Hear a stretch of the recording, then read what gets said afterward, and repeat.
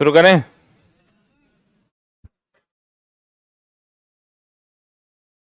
ये था मेंडलीफ का पीरियोडिक टेबल।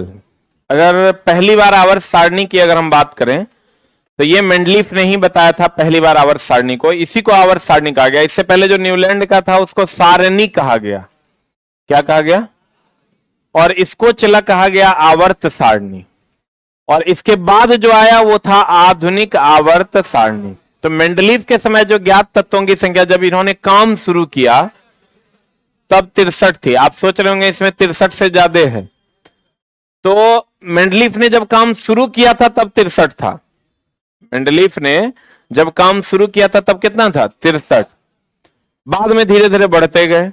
मेंडलीफ ने परमाणु भार के आधार पर सजाया। देख लीजिए 6.94 है, 9.01, 10.8, 12। तो मेंडलीफ ने बढ़ते हुए किसके आधार पर? परमाणु भार के आधार पर सजाया। मेंडलीफ ने बढ़ते हुए परमाणु भार के आधार पर क्या किया? सजाया। अब मामला क्या है कि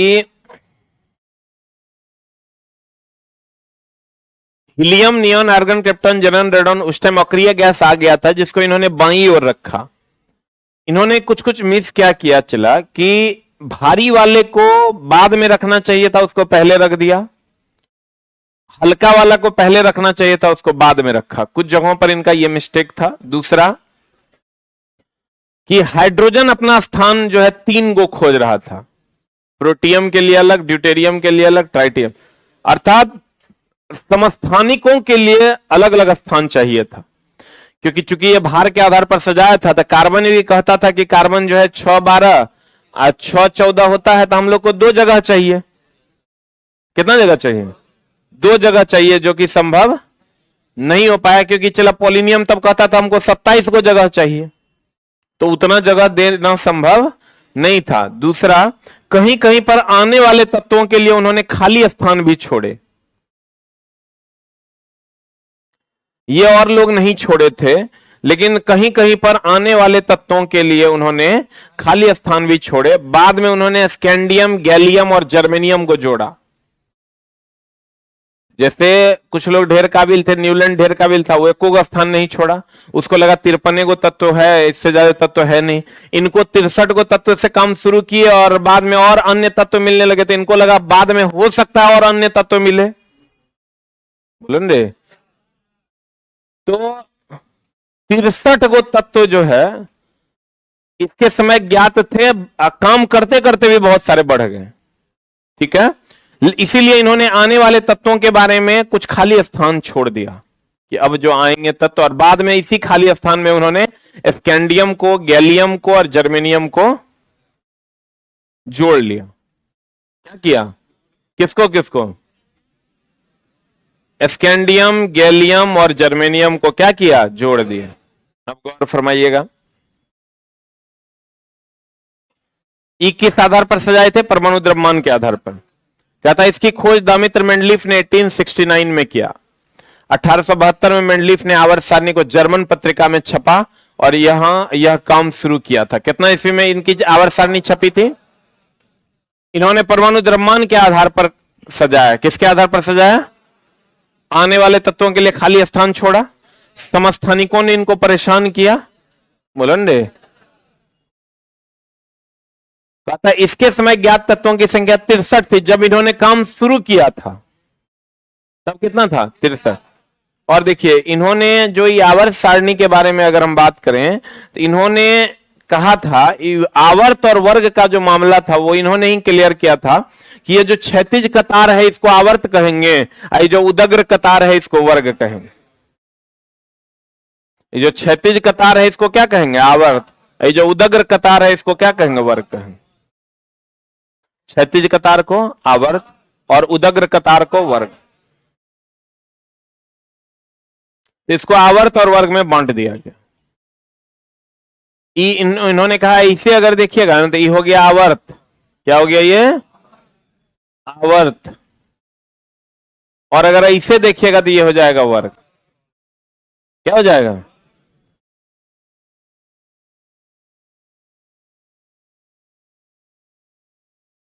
कहता है इनके समय ज्ञात तत्वों की संख्या कितनी थी? 63। उन्होंने परमाणु, द्रव्यमान तथा तत्व के भौतिक एवं रासायनिक गुणों का संबंध स्थापित किया। इन्होंने आवर्त और वर्ग के बारे में बताया। इनके अनुसार आवर्त क्षैतिज कतार होते हैं। कैसे कतार होते हैं? और वर्ग जो होते हैं वो उदग्र कतार होते हैं। वर्ग कैसे कतार होते हैं? चलो, मेंडलीफ के पीरियोडिक टेबल के गुण क्या क्या थे? कुछ गुण थे, गौर फरमाइएगा। सारे उपलब्ध तत्व जितने थे उस टाइम के उन्होंने सबको सजा दिया था। कुछ खाली स्थान छोड़ा, जब भी खोज हो उससे खाली स्थान पर क्या किया जा सके? लिखा जा सके। जब अक्रिय गैसों की खोज हुई तब उसे बिना पीरियोडिक टेबल को बाधित किए हुए किस ओर रख दिया? इस ओर न रखा, बाईं ओर रखा। इसके आवर्त सारणी में स्कैंडियम, गैलियम और जर्मेनियम को बाद में शामिल किया। वो जो खाली स्थान छोड़े थे उसमें स्कैंडियम को, गैलियम को और जर्मेनियम को शामिल किया गया। फिर कहता मेंडलीफ के आवर्त सारणी के अवगुण क्या क्या थे? पहला अवगुण तो था हाइड्रोजन के लिए निश्चित स्थान नहीं था। हाइड्रोजन के लिए निश्चित स्थान नहीं था। समस्थानिक का भार अलग अलग होता है जो अलग अलग स्थान मांगता है। समस्थानिक जो जैसे प्रोटीन, हाइड्रोजन का एक समस्थानिक H11, H12, H13, तो भार के आधार पर सजाइएगा तो तीनों को अलग अलग स्थान न देना पड़ेगा। बोलेंगे हाइड्रोजन के 3 समस्थानिक है जिसके अलग अलग भार हैं। सही बात की गलत बात? कुछ जगहों पर अधिक द्रव्यमान वाले पहले तथा कम द्रव्यमान वाले बाद में। होना यह चाहिए कि कम से ज्यादा होना चाहिए। ऐसे अगर सजाया तो कम से पहले ज्यादा बाद में होना चाहिए, लेकिन कुछ जगहों पर इन्होंने ज्यादा को पहले रख दिया, कम को बाद में। ये तो दोष न हो गया। जैसे कोबाल्ट का 58.8 था और निकेल का 58.7 था, तो होना यह चाहिए था कि ये निकेल कम था तो इसको पहले रखना था, इसको बाद में, लेकिन ऐसा नहीं किया। इसको पहले रखा और इसको बाद में। होना तो यह ना चाहिए था, ये पहले होना चाहिए था, ये बाद में। जैसे आप यहां देख सकते हैं,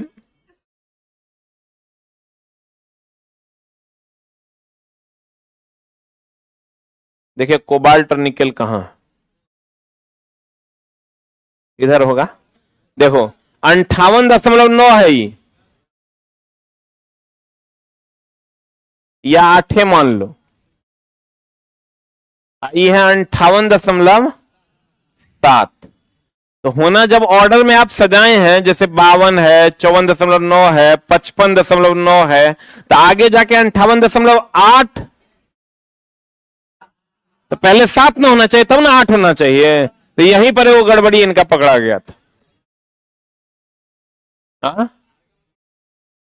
और भी बहुत जगह पर मिस्टेक था, लेकिन यहां भी गड़बड़ी इनका। आर्गन यहां 40 है और पोटेशियम 39.1 के है, वहां भी गड़बड़ी है। तो बहुत जगह गड़बड़ी था। आप देखो अब मेंडलीफ को काहे परेशान कर रहा है? मेंडलीफ तब जो करना था करके मर गया। अब इनके आवर्त सारणी को कोई मानता नहीं है, ठीक है, क्योंकि इसमें बहुत सारी परेशानियां थी। इसके बहुत सारे क्या थे? अवगुण थे। गर्मी लग रहा है रे, तुम लोग को भी लग रहा है क्या? पटना में ठंडी आता ही नहीं है। कंबल ओढ़ लो तो पंखा चलाने का मन करेगा, बड़ा समस्या है।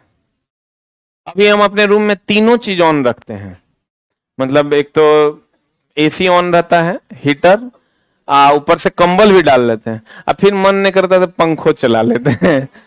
तुम लोग भी, हमको लगता है पंखा और कंबल का कॉम्बो लेता होगा। नहीं, बड़ा मजा आता है, पंखा चले एकदम खूब ठंडा लगे, अब तनी कंबल ओढ़ो, तनी हटाओ। ठंडी का रियल मजा जो है ना, यहां नहीं आता, वो आएगा तुमको गांव में। गांव ना अभी सिट सिट ठंडी लग रहा होगा, यहां तो हमको लगता है शर्टों में काम चल जाएगा। इनरों लोग बेकारे पहन रहा है। इचला ग्लोबल वार्मिंग जो हो रहा है ना, कार्बन डाइऑक्साइड, यहाँ छोड़ुओं की संख्या बहुत ज्यादा है, तो जो किरणें आ रही है वो लौट के नहीं जा रही है, तो माहौल पूरा गर्म। तो कहते हैं दोस्त कि इसमें बहुत सारे अवगुण थे जिसको मेंडलीफ ने बहुत तरीके से सजाने की कोशिश की, लेकिन finally Mendeleev lost it. Mendeleev ने इसको लॉस किया और बाद में फिर इसका बाप आया, कौन आया?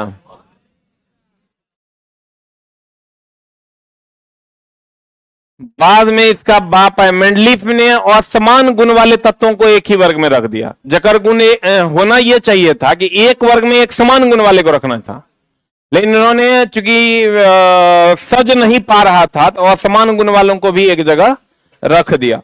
तो ये इनका मिस्टेक था। मैंगनीज को हेलोजन के वर्ग में रख दिया। मैंगनीज, जबकि मैंगनीज धातु है, हेलोजन और धातु है। मैंगनीज को ले जाके रख दिया कहां पर? हेलोजन वर्ग में। तो ये भी इनका मिस्टेक था। फिर जन्म लिया इसने जिसका नाम था आधुनिक आवर्त सारणी। ठीक है। अब अगर हम आधुनिक आवर्त सारणी की चला बात करें तो यही आधुनिक आवर्त सारणी सजाया था मोस्ले ने 1913 ईस्वी में। कितना ईस्वी में? इन्होंने भी कहा कि ये जो क्षैतिज कतारें हैं इसको आवर्त कहा, और ये जो उदग्र कतारें हैं इसको वर्ग कहा। ठीक है। तो आवर्त कितने हैं? ये पहला आवर्त हो गया, ये दूसरा, ये तीसरा, ये चौथा, ये पांचवा, ये छठा, ये सातवां। कितने आवर्त हैं?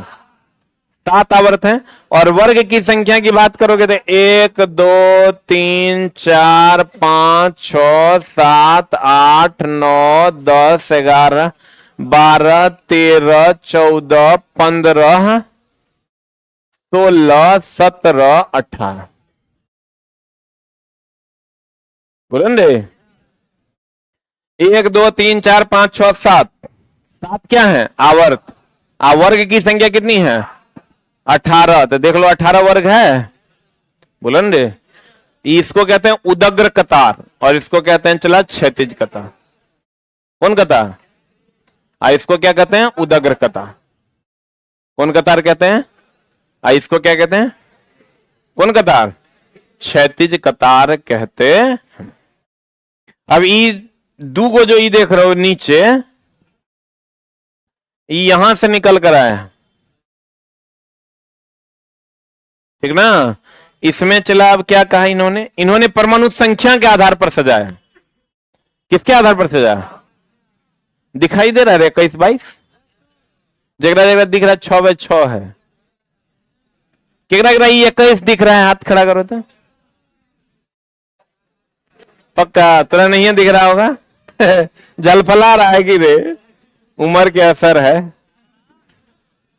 21 दिख रहा है आप लोगों को? वाह, वेरी गुड। इसका मतलब आपको आंख चेक करवाने की जरूरत नहीं है। मतलब आपको निकट दृष्टि दोष नहीं है। ठीक ना। अब बच गया कलर विजन। तो किसको किसको ये लाल दिख रहा है? 21 दिख रहा है, मजाक नहीं। नहीं दिख रहा ना? हाँ, एकदम नहीं दिख रहा होगा।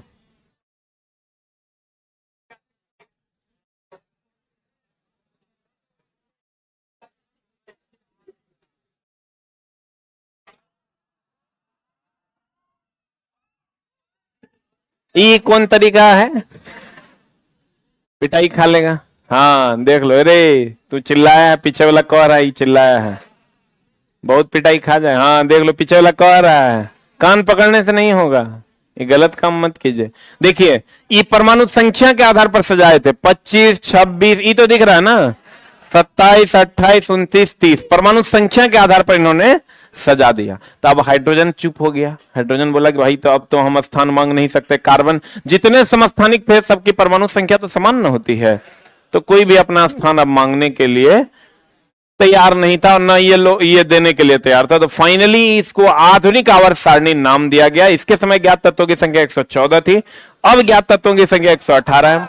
अब इसको क्या किया गया? इसको डिवाइड किया गया। अरे भाई छोटा हो जा।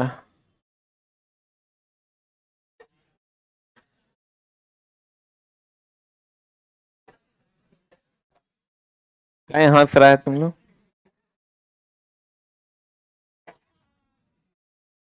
देखो चला, आज जकरा हम पकड़ेंगे मामला देंगे हम, बदमाशी ना हो गया।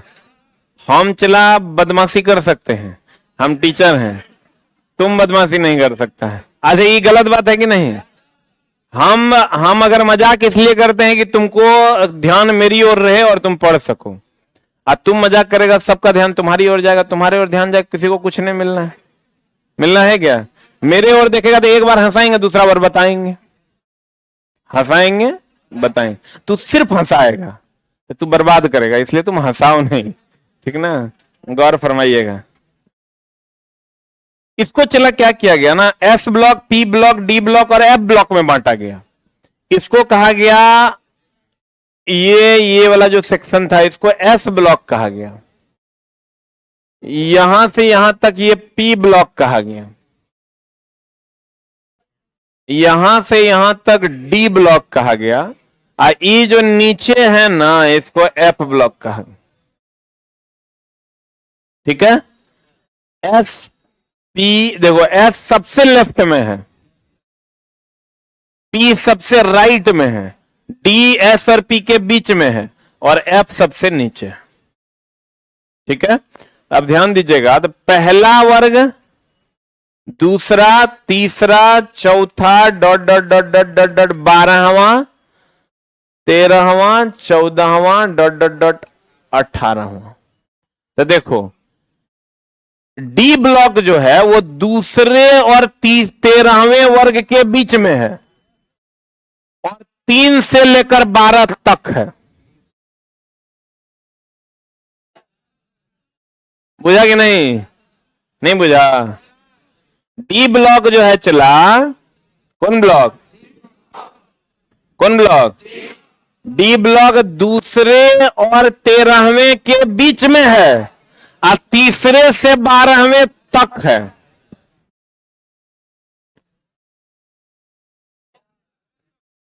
जैसे चला, अगर मेरे और उनके बीच में ये है,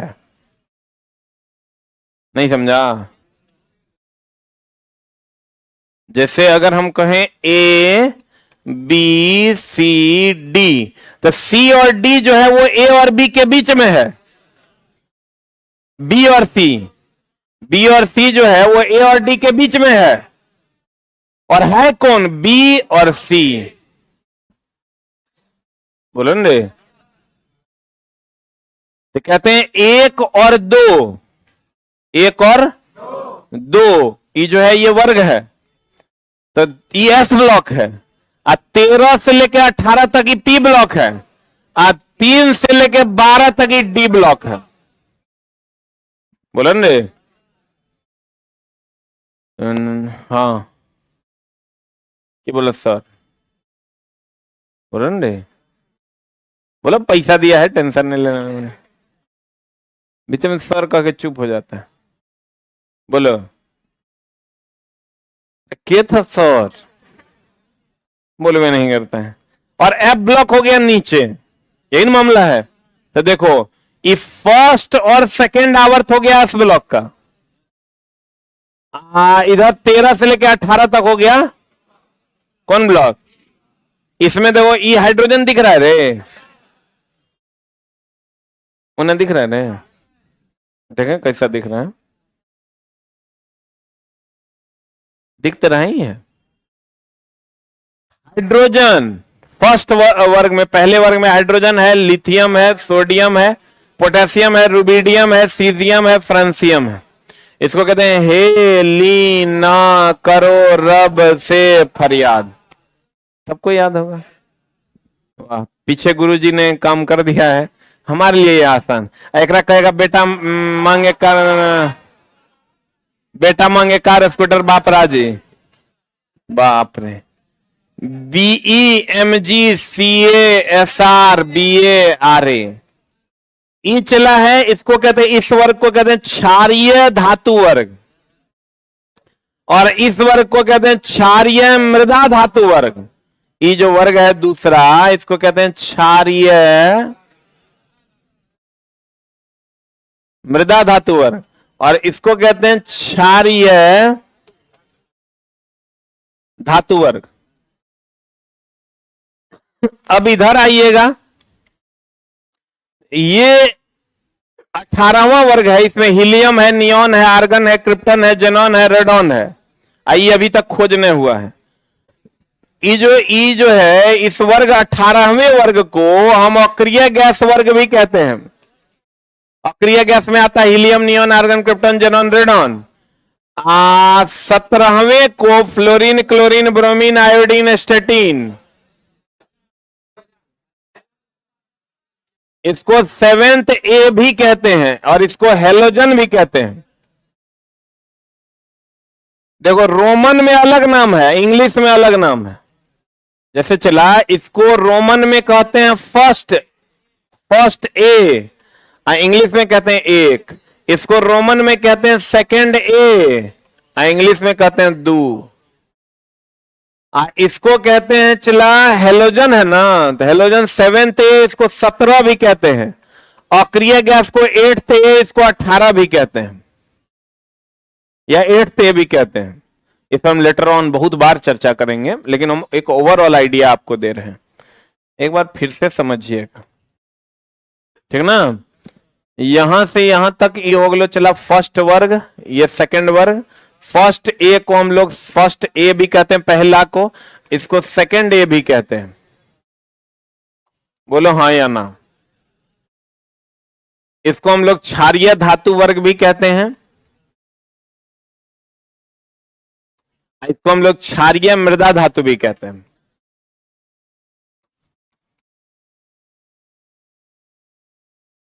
और ये fluorine, chlorine, bromine, iodine, astatine, इसको हम 17वां वर्ग भी कहते हैं और इसको 7th ए भी कहते हैं। इसको हम हेलोजन भी कहते हैं। ई जो है चला, इसको हम लोग 8th ए भी कहते हैं, 18वां वर्ग भी कहते हैं, अक्रिय गैस वर्ग भी कहते हैं। बोलो रे, अभी 5-7 बार और बताएंगे, इसलिए टेंशन नहीं लेना है, समझने की चेष्टा कर। तो यहां से यहां तक ये एस ब्लॉक हो गया, यहां से यहां तक ये डी ब्लॉक हो गया, यहां से यहां तक ये पी ब्लॉक हो गया, और यहां हो गया एफ ब्लॉक। पीरियोडिक टेबल में सबसे नीचे कौन ब्लॉक? F block.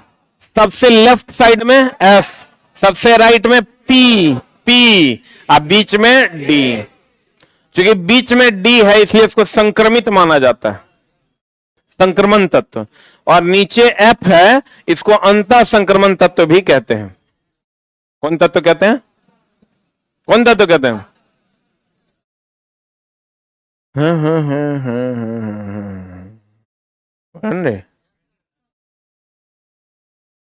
इसको कहते हैं संक्रमण तत्व। डी ब्लॉक का जितना, जैसे संक्रमित होना मतलब चला दोनों तरफ से दाब देना, एने से भी दाब दो, हेने से भी दाब दो, तो कहेगा ये संक्रमित हो गया। संक्रमित डी से ही, ये यहां तक डी न है, ये डी से ही यहां से निकल कर आता है, इसलिए इसको अंत संक्रमण तत्व कहते हैं। बोलो रे। इस साइड वाला जितना है सब धातु है, इस साइड वाला जितना है वो धातु है। अब बीच में जो है ही सब है, किधर गया? है ही सब, ये सब है उपधातु। इस पर चर्चा करेंगे हम लोग आगे। अब देखो हमने क्या कहा, ये परमाणु संख्या के आधार पर सजाया था। इसके समय ज्ञात तत्वों की संख्या 114 थी, बोलो रे। और इस टाइम तक तो अक्रिय गैस ज्ञात हो गया, तब ना यहां सजा दिया था वो। और इन्होंने समान गुण वालों को एक साथ रखा, जैसे ये हाइड्रोजन, लेकिन कुछ अपवाद भी था।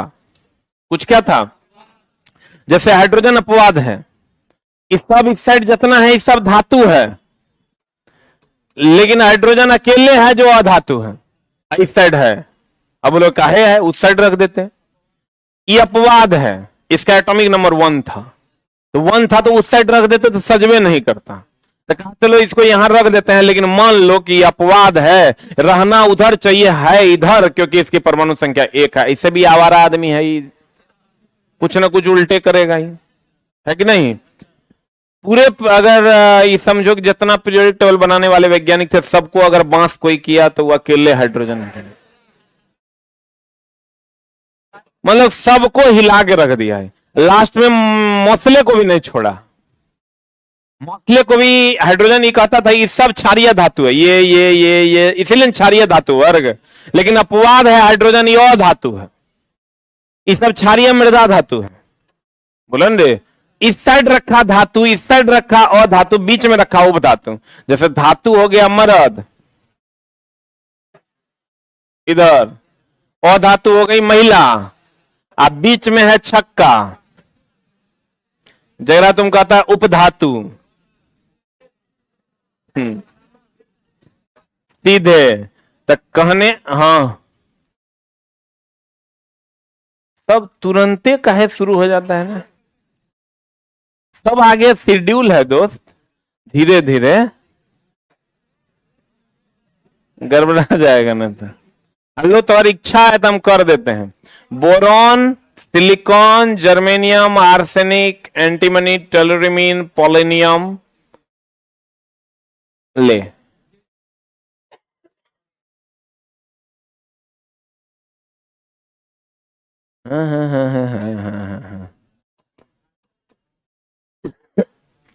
इधर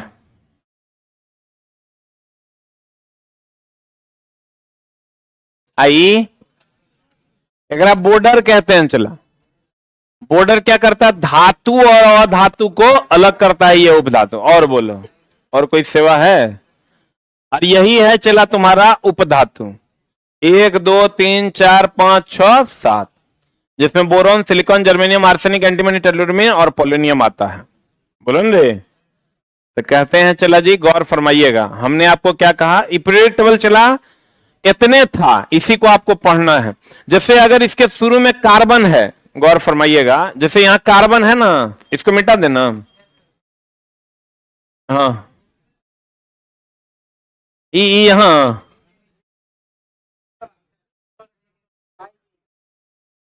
कहा ये रे है, ई तो चला रेडियो सक्रिय पदार्थ, हम कह रहे हैं, एक के बार नहीं होगा, बुझिए नहीं रहा, मतलब ब्याह हुआ उसी दिन धिया पुता के नाम स्कूलों में लिखा लेगा, तो अगर चला प्रक्रिया ना है रे, अभी ये सब अभी आएगा, आगे पढ़ाएंगे रेडियो सक्रिय पदार्थ किसको कहते हैं, तो अब तेरा समझ में आएगा। अभी तक हम बहुत चीज पढ़ाना बाकी है दोस्त, अभी तो हम फोड़ने डाले हैं।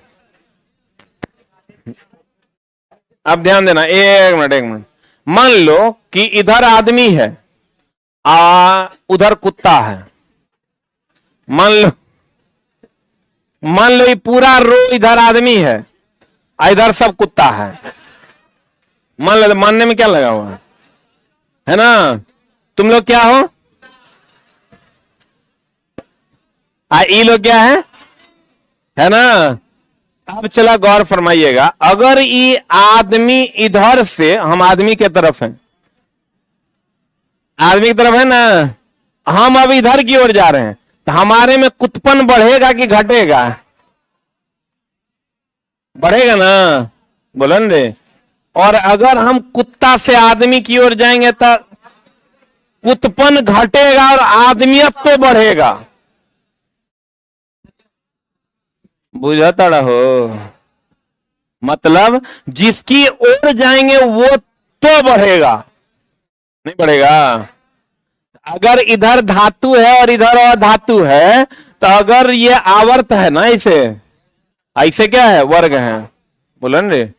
पीरियोडिक टेबल हम बहुत बढ़िया पढ़ाते हैं, लेकिन ध्यान से समझोगे तो हम एक एक बात तो हम समझा देगा, बहुत सारा जुगाड़ है इसमें, जिससे आप क्वेश्चन को बहुत आसानी से बना पाओगे। अब तो खैर कथन निष्कर्ष वाला क्वेश्चन सब चला पूछने लगा, तो वहां पर बहुत जगह पर कॉन्सेप्ट ही काम करेगा, जुगाड़ काम नहीं करेगा। कुछ जगह पर काम करेगा, लेकिन बहुत जगह पर चला कॉन्सेप्चुअली अब बहुत स्ट्रांग होने की जरूरत है। अब तभी आप सवाल को बना सकते हैं और सरकारी नौकरी का स्वाद चख सकते हैं। जो केमिस्ट्री चला हम पहले 2.5 महीना में पढ़ाते थे, 2 से 2.5 महीना में केमिस्ट्री खत्म हो जाता था। अब चला वही केमिस्ट्री 3.5 से 4 महीना लगता। आपका बैच भी हमको लगता है 3 महीना से कम नहीं हुआ होगा स्टार्ट हुए। केमिस्ट्री कहिया से स्टार्ट हुआ किसी को पता है? सितंबर में स्टार्ट हुआ, चला था सितंबर, अक्टूबर, नवंबर, दिसंबर, 4 तो हो गलो, एक और चलेगा। मतलब पहले हम चला 2.5 महीना में केमिस्ट्री कंप्लीट कर देते थे, लेकिन अब नहीं होता, क्योंकि ऐसा झोल है, जब तक कॉन्सेप्चुअली बच्चा स्ट्रांग नहीं होगा ना, कथन निष्कर्ष वाला प्रश्न बनवे नहीं करे। बार बार कहते हैं चला पढ़ना और अच्छे से पढ़ना दोनों अलग अलग बातें हैं। लोग कहता है चला कि फीस लेते हैं सर की फीस है 5,000 टका, तो 5,000 वाला चला कामों न करके देते हैं। अब फीस दोगे तुम 2,000, 2 महीना पढ़ाएगा, अब 2 महीना पढ़ाएगा चला तुम क्वेश्चन नहीं बना पाओगे अभी के, अभी का जो प्रश्न है उस प्रश्न को तुम कभी सॉल्व नहीं कर पाओगे। इसके लिए प्रॉपर वे में अब साइंस पढ़ने के लिए कम से कम 10 से 11 महीने का समय चाहिए, तब जाके कोई बच्चा साइंस को सीख पाएगा। सिलेबस भी चला 2 साल के है, 11 12 दोनों ने पढ़ना है, उतना बड़ा सिलेबस है, उसको पढ़ना पड़ेगा। कहते हैं चला अगर धातु से, और दूसरा चला पढ़ाना और सिखाना, दोनों में अंतर है। वो कैसे ही सराहते हैं हिंदी वाले, वो कहते हैं पढ़ाना और बताना, दोनों में अंतर है। कितना गूढ़ ज्ञान है वो समझो।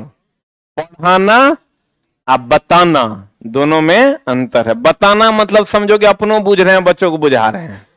पढ़ाना का मतलब अपना पूरा बुझ ले हैं, तोरा बुझा रहे हैं। अभी का टीचर वो कहते हैं सब बताता है, अपनों गोंगो गोंगो करता है, अब बच्चों से गोंगो गोंगो करवाता है, मामला हो जाता है गड़बड़। कहते हैं गौर फरमाइएगा, अगर धातु से अधातु की ओर जाएंगे तो धात्विक गुण घटेगा, अधात्विक गुण बढ़ेगा। और अगर अधातु से धातु की ओर जाएंगे तो धातु की ओर जाएंगे तो धात्विक गुण बढ़ेगा और धात्विक गुण घटेगा। बोल रहे, ये हमेशा ध्यान रखना, आवर्त में जो काम होता है घटेगा, वो वर्ग में बढ़ेगा। तो अगर इधर से इधर जाने पर धात्विक गुण घटेगा कि बढ़ेगा? बोल रहे दूल्हा, घटेगा। कितना दिन बाद आया है?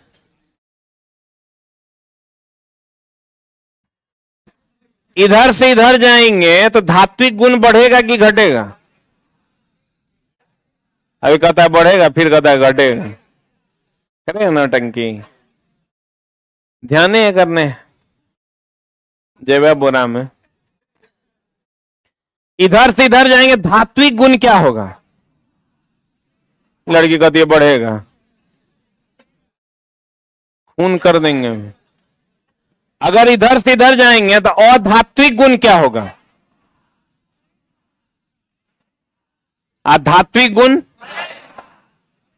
घटेगा ना। इसका मतलब धात्विक गुण अगर इधर से इधर जाने पर घटेगा तो इधर से इधर जाने पर बढ़ेगा भी ना रे।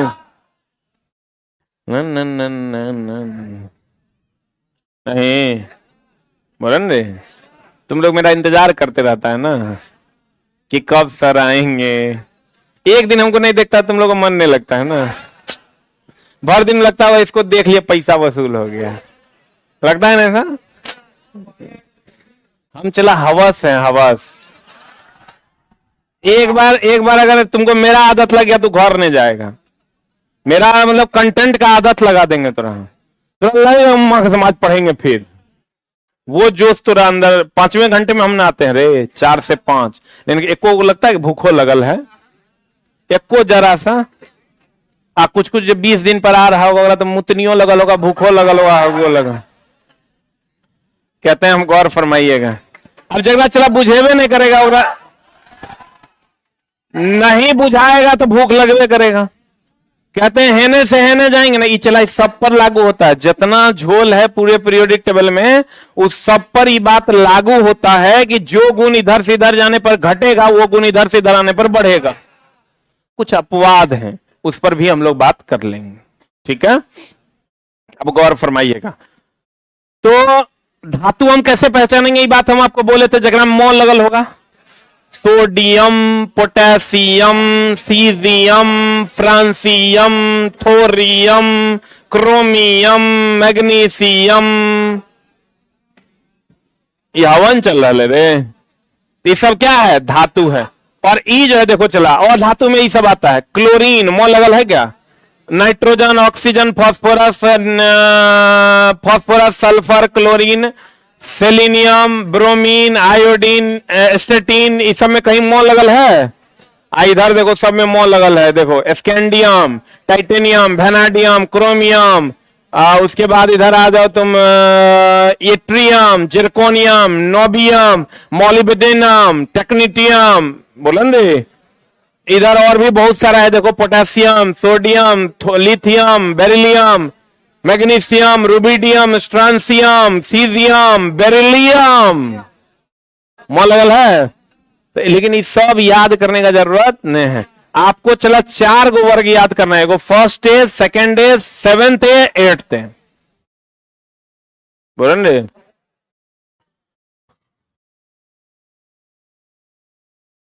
क्या क्या कहां मिलेंगे? ये वाला जो है इस पर चर्चा करेंगे। ये देखो ना, यहीं से ही उठ के यहां आए, गलत है। बोलो बोलो तो हंसो, ने हंसो तो बोलो, ने बोलो कहां? यहां क्या छूटा हुआ है?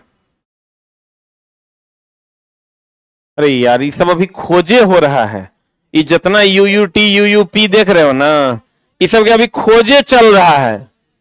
इस सब पर अभी बात नहीं हो सकता क्योंकि इसकी खोज अभी तक जारी है। इसने भी खाली स्थान छोड़ा। बुक में है, लाओ दिखाओ।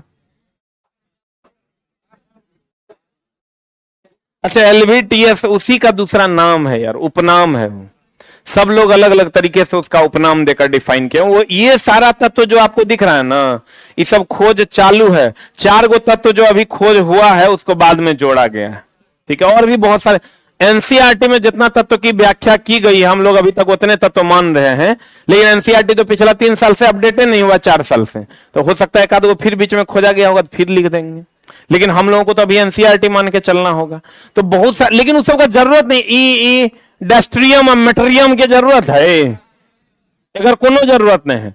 जरूरत किसका है? जो दैनिक जीवन में प्रयोग करते हैं, जो दैनिक जीवन में क्या करते हैं। जैसे हाइड्रोजन, हाइड्रोजन गैस दैनिक जीवन में प्रयोग में आता है। Lithium, sodium, potassium, rubidium, beryllium, magnesium, ये सब प्रयोग में आता है। हम लोग इसी को पढ़ेंगे। कार्बन प्रयोग में आता है, इसको पढ़ेंगे हम लोग।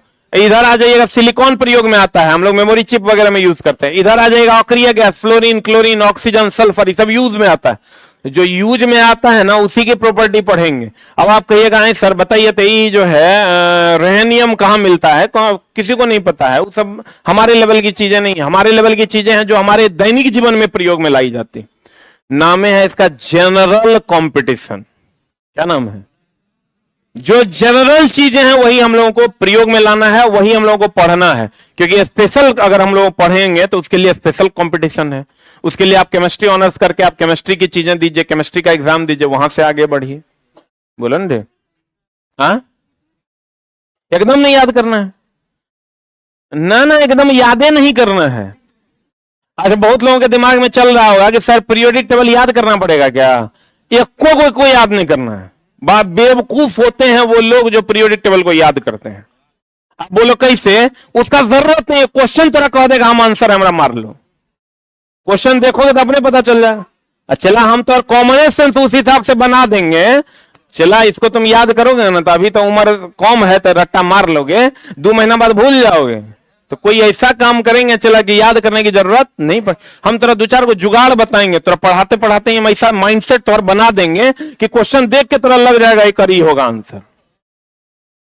और जब एक बार माइंडसेट बन गया चला तो फिर उसको रट्टा मारने की जरूरत नहीं है। घर में देखते हैं लोग सब जो है एकदम बढ़िया से कुटा उटाम बना के पोस्टर बना के चिपका के रखता है, उस सब का जरूरत नहीं है। क्वेश्चन तो वो खुद कह देगा कि भैया हम इस हिसाब से हैं, तुम हमको देखो, तुम हमको देखने का तरीका बदल लो, तुम्हारा काम हो जाएगा। अब देखो कैसे, जैसे कैसे पता चलेगा कि यह आवर्त का है, एक ही आवर्त का है, या कैसे पता चलेगा कि यह वर्ग का है? उसका देखने का तरीका होना चाहिए। जैसे आप गौर से देखिएगा, इसका 21 है एटॉमिक नंबर, 22 है, 23 है, 24 है, 25 है, 26 है। इसका देखिएगा तो 4 है, इसका 12 है, इसका 20 है, इसका 38 है। तो जब गैप जो है ज्यादा का है तो समझ लिए वर्ग का है, और अगर रेगुलर है 21, 22, 23, 24, 25 समझ लिए आवर्त का है।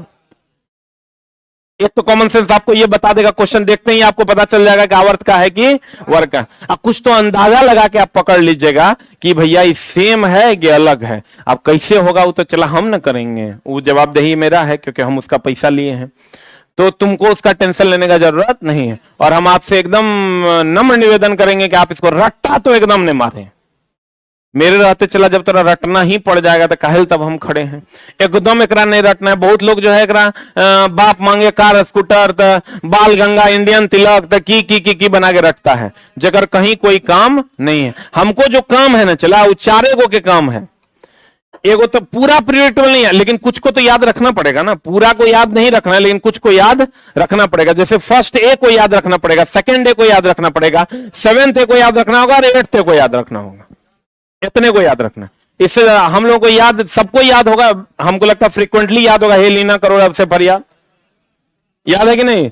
Halogen, fluorine, chlorine, bromine, iodine, astatine, helium, neon, argon, krypton, xenon, radon, सबको याद है?